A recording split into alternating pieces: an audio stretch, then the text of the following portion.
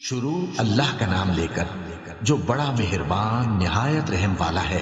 کیا تم خیال کرتے ہو کہ غار اور لوح والے ہماری نشانیوں میں سے عجیب تھے؟ جب وہ نوجوان غار میں جا رہے تو کہنے لگے کہ اے ہمارے پروردگار، ہم پر اپنے ہاں سے رحمت نازل فرما اور ہمارے کام میں درستی کے سامان مہیا کر۔ تو ہم نے غار میں کئی سال تک ان کے کانوں پر نیند کا پردہ ڈالے رکھا، یعنی ان کو سلائے رکھا۔ پھر ان کو جگہ اٹھایا تاکہ معلوم کریں کہ جتنی مدت وہ غار میں رہے دونوں جماعتوں میں سے اس کی مقدار کس کو خوب یاد ہے۔ ہم ان کے حالات تم سے صحیح بیان کرتے ہیں۔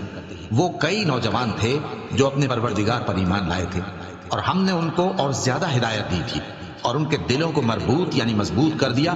جب وہ اٹھ کھڑے ہوئے تو کہنے لگے کہ ہمارا پروردگار آسمانوں اور زمین کا مالک ہے، ہم اس کے سوا کسی کو معبود سمجھ کر نہ پکاریں گے۔ اگر ایسا کیا تو اس وقت ہم نے بے عقلی کی بات کی۔ ان ہماری قوم کے لوگوں نے اس کے سوا اور معبود بنا رکھے ہیں، بھلا یہ ان کے معبود ہونے پر کوئی کھلی دلیل کیوں نہیں لاتے؟ تو اس سے زیادہ کون ظالم ہے جو اللہ پر جھوٹ باندھے؟ اور جب تم نے ان مشرکوں سے اور جن کی یہ اللہ کے سوا عبادت کرتے ہیں ان سے کنارہ کر لیا ہے تو غار میں چل رہو، تمہارا پروردگار تمہارے لیے اپنی رحمت وسیع کر دے گا اور تمہارے کاموں میں آسانی کے سامان مہیا کرے گا۔ اور جب سورج نکلے تو تم دیکھو کہ دھوپ ان کے غار سے داہنی طرف سمٹ جائے، اور جب غروب ہو تو ان سے بائیں طرف کترا جائے، اور وہ اس غار کے کشادہ حصے میں تھے۔ یہ اللہ کی نشانیوں میں سے ہیں، جس کو اللہ ہدایت دے وہ ہدایت یاب ہے، اور جس کو گمراہ رہنے دے تو تم اس کے لیے کوئی دوست راہ بتانے والا نہ پاؤ گے۔ اور تم ان کے متعلق خیال کرو کہ وہ جاگ رہے ہیں حالانکہ وہ سوتے ہیں، اور ہم ان کو دائیں اور بائیں کروٹ بدلاتے تھے، اور ان کا کتا چوکھٹ پر دونوں ہاتھ پھیلائے ہوئے تھا۔ اگر تم ان کو جھانک کر دیکھتے تو پیٹ پھیر کر بھاگ جاتے اور ان سے دہشت میں آ جاتے۔ اور اسی طرح ہم نے ان کو اٹھایا تاکہ آپس میں ایک دوسرے سے دریافت کریں۔ ایک کہنے والے نے کہا کہ تم یہاں کتنی مدت رہے؟ انہوں نے کہا کہ 1 دن یا اس سے بھی کم۔ انہوں نے کہا کہ جتنی مدت تم رہے ہو تمہارا پروردگار ہی اس کو خوب جانتا ہے۔